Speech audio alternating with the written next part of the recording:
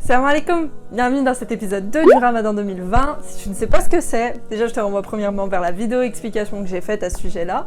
Pendant tout le mois du Ramadan, Inch'Allah, je vais faire soit des vidéos sur ma chaîne YouTube, soit des concours sur mon Instagram et mon Twitter, donc je t'invite à me rejoindre. Pour cet épisode 2, j'ai voulu faire une vidéo un peu détente, un peu tranquille, où il n'y a pas forcément grand chose à apprendre, très honnêtement. Mais j'ai voulu répondre aux questions du Ramadan Tag que j'ai retrouvé sur YouTube. Je sais pas s'il y a une version officielle, mais en gros, j'ai essayé de fouiller un peu de plein de vidéos, regarder un peu plein de vidéos, et piocher les questions qui m'intéressaient. Ce que je t'invite à faire, c'est que je vais mettre les questions dans la description. Ce que tu peux faire, c'est y répondre toi-même sur ta chaîne YouTube, sur ta story, sur Twitter, sur Instagram, et mentionner dessus pour que je vois tes réponses. Tu peux également y répondre en commentaire si ça t'intéresse. Je pense que tout est dit, c'est parti pour la première question. C'est quand la première fois que tu as jeûné? Comme j'ai dit dans l'épisode 1, c'est quoi le Ramadan? J'ai commencé assez jeune, mais j'ai pas commencé officiellement. En gros, je faisais le Ramadan tous les jours, mais pas aux horaires.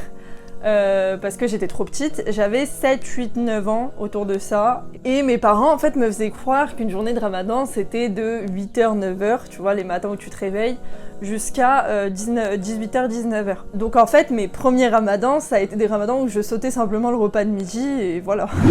Deuxième question. Qui évoque le Ramadan pour toi? Comme j'ai expliqué à nouveau dans l'épisode 1, le Ramadan pour moi c'est le partage, c'est l'entraide de la communauté musulmane. C'est aussi le fait de devenir la meilleure version de soi-même, parce qu'il n'y a que à ce moment-là que les gens vont se dire ok, pendant tout le mois du Ramadan, je vais arrêter de dire des gros mots. Pendant tout le mois du Ramadan, je vais faire des prières surrogatoires. Pendant tout le mois du Ramadan, je vais lire le Coran en entier. Chacun a ses objectifs, chacun essaye de devenir meilleur, et ça je trouve ça ouf. Et par rapport à l'entraide et le partage, truc bête, mais entre voisins, on se partage nos shorbas, nos petits plats. Avec mes copines, on se faisait des petits tiramisu, des machins. Donc c'est vraiment cette entraide, ce partage que j'ai envie d'amplifier et j'ai envie de donner encore plus de valeur pendant ce mois-ci, Inch'Allah. Quel souvenir gardes-tu du Ramadan? Alors j'en ai deux. Déjà lors de mes premiers Ramadans, je sais pas pourquoi, vu que du coup j'avais pas un rythme comme celui d'une personne qui faisait vraiment le Ramadan, quand je mangeais, ma mère faisait encore à manger. Et je coupais pas mon jeûne avec le ben et date, je coupais mon jeûne avec du sponge. Pour ceux qui ne savent pas, sponge c'est une sorte de pain beignet maghrébin. Je sais pas de quelle région particulière du Maghreb, mais en tout cas chez nous, on le fait. Et un deuxième souvenir qui est super marquant, Tata si je me trompe je suis désolée, mais il me semble que c'était pendant le Ramadan. Ma tante est venue chez moi un jour, il m'a dit Dunia, est-ce que ça te dit d'aller à la grande mosquée de Lyon? Et j'étais au collège, et c'est vrai que moi j'étais jamais allée à la grande mosquée de Lyon parce que c'est vrai qu'elle est pas mal décentralisée en fait, et c'était pas forcément accessible sachant que je prenais pas les transports en commun. Et du coup je suis allée pour la première fois à la grande mosquée de Lyon, et c'est vrai que j'en garde une belle image, assez je sais pas, peut-être parce que j'étais jeune ou j'en sais rien, mais c'était très lumineux. Déjà, la mosquée est magnifique, machallah. Mais c'était très lumineux, les gens étaient très sympas. C'était un vendredi, il me semble. Ouais, c'était un vendredi qu'on était partis. Et c'était une expérience super marquante, j'ai beaucoup aimé. Et ce que j'essaye de faire, c'est à chaque fois, pendant le Ramadan, aller à la mosquée de Lyon. C'est vrai que cette année, ça va pas être possible, je pense. Qu'attends-tu avec impatience pendant le Ramadan? Pour toi, quand tu vas voir cette vidéo, le Ramadan aura déjà commencé. Mais là, moi actuellement, quand je tourne, je sais même pas encore quand est-ce qu'est le Ramadan. Et ce que j'attends avec impatience pour ce Ramadan 2020 particulièrement, c'est voir si je suis capable de tenir mes objectifs. J'ai trop envie d'être fière de moi, de réussir ce que j'ai prévu. J'ai la liste devant moi, c'est pour ça que je regarde là-bas. Ce que j'ai envie de faire, ce que j'ai prévu de faire. Et un autre truc, celui-ci n'est pas du tout spirituel ou quoi, mais c'est vrai que j'ai pour projet aussi, et j'ai hâte de voir jusqu'où ce projet-là, ce Ramadan 2020 sur YouTube va m'amener. J'espère pouvoir aider des gens à travers, j'ai vraiment hâte de voir où est-ce que ça va aller. Et je bégaye parce que je suis grave contente, excitée, et je ne sais pas m'exprimer, je suis nulle. Quelle période préfères-tu pendant le Ramadan? Le début, le milieu ou la fin? Je suis partie des personnes qui préfèrent la fin du Ramadan parce que c'est le moment où on prépare l'Aïd, tout simplement. Tout le monde s'attelle à faire ses petits gâteaux, à acheter ses petits machins et tout. Et pareil, cette année, j'aimerais donner encore plus d'importance à la fête du Eid en mettant des décorations, machin, nanana. Parce qu'on sait même pas si on pourra aller faire la prière. Pour ceux qui ne savent pas, l'Eid, en gros, nous les musulmans, on a deux fêtes. On a Eid al-Kabir et Eid al-Fitr. Eid al-Kabir, on en parlera plus tard si tu veux, mais Eid al-Fitr, c'est notre fête pour symboliser la fin du Ramadan. Al-Fitr, je sais pas pourquoi je dis al-fitr. Donc ouais, je préfère la fin parce qu'on prépare la nuit. Est-ce que tu te réveilles pour sahur? Si oui, que manges-tu? Alors, à nouveau pour ceux qui ne savent pas, sahur c'est le repas que tu as avant, si tu as bien suivi la précédente vidéo, sahur c'est le repas que tu as juste avant la prière de Fajr, donc la prière du lever du soleil. Et oui, je fais partie des gens qui se réveillent pour sahur parce que sinon ma journée, moi je la tiens pas du tout, il faut que je boive de l'eau, il faut que je mange, il faut que je machin. Ça va peut-être en choquer certains, mais moi je mange salé. Je ne peux pas manger sucré, je peux pas manger un petit déjeuner normal, type céréales, machin et tout. Il faut vraiment que, soit je vais manger les restes de la veille, soit je vais me faire sandwich, je vais me faire du jambon d'Inde avec des omelettes, avec des pâtes, avec des machins, je vais me faire un vrai plat quoi. Mais oui, je me lève pendant ce sahur et vous devriez, et je vous expliquerai pourquoi plus tard, un jour, dans une prochaine vidéo Inch'Allah. Question qui va avec la précédente, avec quoi est-ce que tu coupes ton jeûne maintenant? Alors nous, dans ma famille, on suit un peu la tradition avec une date et du lben. Lben, pour ceux qui savent pas, c'est du lait fermenté en fait, c'est du lait... Allez goûter, il y a à Carrefour, va goûter et tu me diras ce que t'en penses. Mais ouais, et en fait des fois le lben je trouve ça lourd, du coup je remplace simplement par du lait normal. Quel est ton plat préféré pour le ramadan? Je sais pas si on peut considérer comme ça comme des plats ou des entrées, mais moi c'est shorba brick. Shorba brick ça va ensemble, je ne peux pas m'en passer, il m'en faut tous les jours. Même parfois, tu sais, hors ramadan, je m'en fais, j'en ai besoin. Shorba brick, c'est ma passion. Et puis, la shorba de ma mère et les briques de ma sœur. Donc bon, je suis gâtée.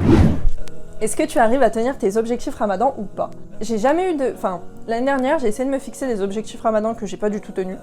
Et cette année, du coup, c'est la vraie année où vraiment je contextualise mes objectifs, j'essaie de les rendre intelligents, pertinents, je m'organise pour pouvoir les réaliser.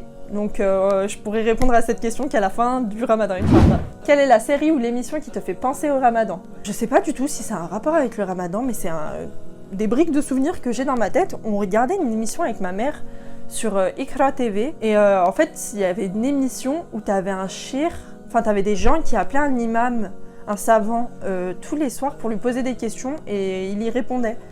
Et j'ai ce souvenir là, sinon j'ai le souvenir des feuilletons algériens qui sont... Ils me font rire parce que les commentaires de mon père me font rire dessus, mais sinon le feuilleton algérien, non, et les pubs algériennes sur Canal Algérie. Il y en a trop, c'est trop musical, c'est trop... Oh là là, c'est niais. Est-ce que tu sors après le ftour? Si oui, où ça? Pour ceux qui ne savent pas, désolé pour ceux que ça dérange les explications, mais j'ai envie de le faire. Ftour, c'est le repas qu'on a à la fin de la journée, c'est le deuxième repas, donc t'as sahur et t'as ftour. Est-ce que je sors après le repas du soir, ftour? Je sortais quand j'étais petite, on allait en bas dans la cour qu'on a en bas de l'immeuble, ma mère rejoignait ses amis, moi je rejoignais mes amis. Donc ouais, quand j'étais petite, c'était vraiment une routine de sortir tout le temps, et là c'est vrai qu'en grandissant, bah non, je sors pas. Raconte-nous une anecdote que t'as eue pendant le ramadan. Alors je sais pas si c'est une anecdote intéressante ou pas, mais j'essaye en tout cas d'aller aux conférences qu'il y a dans les mosquées et centres culturels. Et cette année du coup ce sera pas possible. Et l'année dernière, j'y suis allée avec Linda et Myriam. Et je sais pas pourquoi ça m'a autant marqué, mais c'était des conférences super intéressantes sur des sujets super intéressants, avec des personnes qui viennent te l'expliquer, mais tu vois qu'elles connaissent leur sujet sur le bout des doigts. Et nous on était là, tu sais, toute petite, qui connaissait rien du tout, et qui essayait de prendre des notes et tout ça. Et c'est un bon souvenir que j'ai. Linda, faudra qu'on se refasse ça, Inch'Allah. Est-ce que ta famille a des traditions pendant le ramadan? Alors, c'est pas une tradition musulmane, c'est pas une tradition maghrébine, c'est une tradition lyonnaise. Pendant le ramadan, ma mère, et du coup moi ou ma soeur ou mon frère, on est obligé de l'accompagner, on va à la place du pont, on est obligé. Genre c'est chaque année, il faut que toutes les semaines, on aille au marché de la place du pont et faire aussi les boutiques qu'il y a sur la place du pont. Donc moi j'en profite pour acheter des livres, des trucs. Et on va sur le marché où ils vendent de la nourriture, on achète la citronnade. D'ailleurs, je sais pas, il faut que j'essaie de refaire la recette parce que c'est incroyable. Et on essaye un peu d'acheter auprès des... Tu sais, t'as toujours des femmes qui viennent, qui cuisinent et qui vendent leurs trucs. Du coup, on achète ça et ça me fait trop plaisir. Quand tu jeûnes toute la journée, est-ce que tu penses à la nourriture? Non. Non, pas du tout. J'avoue que j'ai souvent soif. Moi, c'est plus au niveau de l'eau que je crains. Et je pense que cette année, ça va être plus compliqué parce que j'ai bu beaucoup plus d'eau cette année. Mais nourriture, pas du tout. Genre, je suis une personne à qui tu peux parler nourriture, tu peux manger devant moi, tu peux mettre des pubs, on peut parler recettes, ce que tu veux. Et pourtant, je suis une grosse dalleuse. Hein. Mais ça me perturbera pas plus que ça, en fait. Quelle est la chose que tu aimes le moins pendant le ramadan? Alors là, ça peut peut-être déranger certains et je comprends honnêtement et je sais que c'est assez égoïste. Je fais le ramadan en famille, j'ai toujours eu l'habitude, alhamdoulilah, de faire le ramadan en famille. Et on a, je sais pas comment t'expliquer, c'est assez conflictuel, c'est électrique à la maison.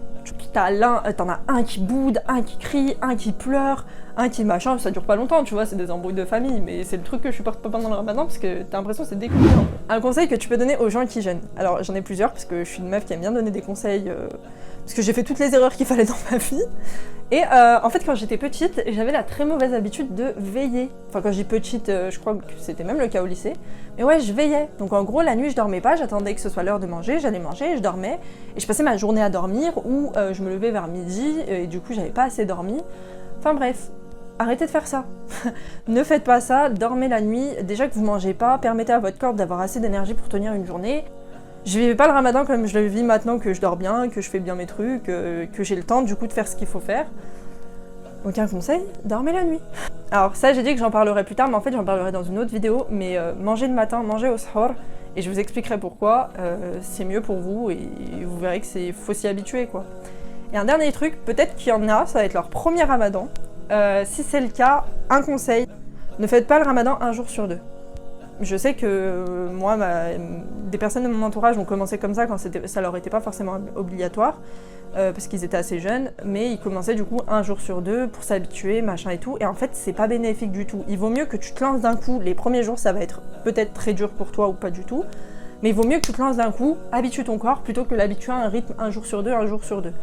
Bon courage pour ce ramadan 2020, j'espère que ce sera une réussite pour tout le monde, j'espère que vous êtes fixés des objectifs, et si c'est pas le cas, c'est toujours pas trop tard, c'est toujours le début du ramadan, donc vous pouvez par exemple aller sur mon Instagram, j'ai mis un drive, j'ai créé quelques outils de type apprendre des doigts, apprendre les noms d'Allah, se fixer des objectifs également, donc c'est des petites fiches que tu peux imprimer, que tu peux reproduire, pour te faire un support en fait, puisque moi je suis quelqu'un de très visuel, donc j'ai besoin de mettre des feuilles un peu partout. C'est au mieux pour cette année, j'espère qu'on fera tous au mieux. Si vous avez besoin d'aide pour quoi que ce soit, n'hésitez pas à vous écrire les uns les autres. Il y a le Discord également religieux que je partage, où on est tous là à essayer de se soutenir, donc si vous voulez nous rejoindre, c'est avec plaisir, Inch'Allah. C'était la partie conseil un peu long de Dunia. Voilà, j'espère que cette vidéo t'a plu. Si c'est le cas, je te laisse t'abonner à ma chaîne, ça me ferait super plaisir. J'espère qu'elle aura appris au moins quelque chose à quelqu'un. Genre les mots sahur, ftor, Eid. Si quelqu'un savait pas ce que c'était et qu'il a pu l'apprendre, je suis très contente. N'hésite pas à me le dire en commentaire si c'est le cas. Je sais qu'hier, le premier concours n'était pas vraiment un concours puisque tout le monde avait accès au cadeau que j'ai offert, qui m'a pris beaucoup de temps à faire également, ça m'a pris plusieurs jours sur le différé. Mais sachez que demain, les concours commencent vraiment, et là, il y aura soit qu'un seul gagnant, soit plusieurs gagnants, mais en tout cas, ce sera des concours où il faudra vraiment participer, et vous aurez le stress et tout ça, et ce sera des lots que j'espère vous avez vraiment aimés. Donc tu peux me rejoindre sur mon Instagram et mon Twitter pour voir tout ça et participer à tout ça. En attendant, sur YouTube, on se retrouve dans 2 jours, Inch'Allah. Bye bye!